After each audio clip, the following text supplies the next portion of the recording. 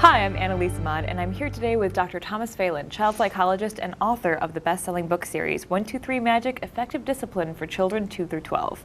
Our topic for today is dinner time.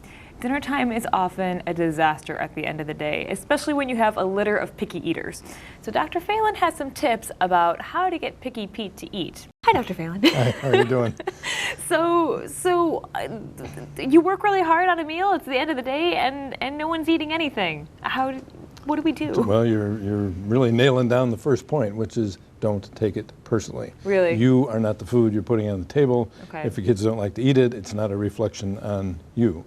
Even though we've tried really hard to make a meal and... That's right. Okay. There are lots of the percentage of 4-year-olds that are picky eaters is about 50% or something. It's a really, really high thing. So first thing is don't take it personally.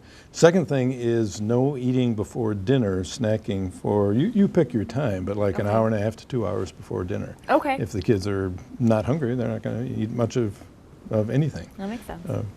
The third thing is don't do this, we're going to sit here till 11 o'clock until you finish those peas. Had so many of those nights, and it's exhausting. You just don't have time for that. No, it is, and I mean, eating is supposed to be fun. It's, right. And here we are creating an eating disorder in a child. I mean, it's a good way to start if you want to do that kind of a thing. So, a better thing is to give them ridiculously small portions. Okay, how small?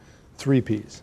3 peas. 3 peas. 3 peas. Yeah, the research seems to show that if you put the stuff in front of the kids and they can look at it, they can touch it, they can smush it, they can lick it, they can bite it and all that, but they don't necessarily have to eat all of it, that they will eventually expand their horizons. But not if you try and stuff it down their throat.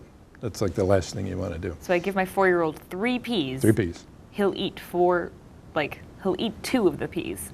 Maybe. He might. Yeah, Maybe. right. Okay. And you're on your way. Okay. Yeah. Okay. So And the last, another way to do it, not the last one, but another way to do it is we have what we call our 3 out of 4 rule. Okay. And that means you usually have a starch, a vegetable, a meat, and so on.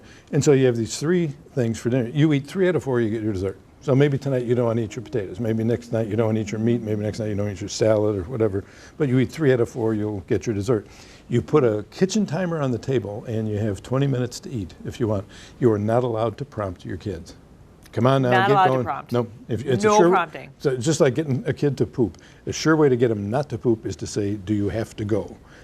And you say to him, why don't you start eating? His first response is, I'm not going to eat. I feel like I can feel the molecules in my body just like realigning from that statement. So don't prompt your kids. Just let them know that they have 20 minutes to eat, and that's it. Just like at school, they have 20 minutes to eat their lunch. And then they're done. Timer does the prompting, right? Okay. And then it's all over. And then they either get dessert or they don't. That's right. I'm going to try it. I'll let you know how it works. Okay. All right. Well, there you have it, Dr. Thomas Phelan. If you want more tips on parenting and other topics, check out our website, 123magic.com. I'm Annalise Ahmad. Thanks so much for joining us.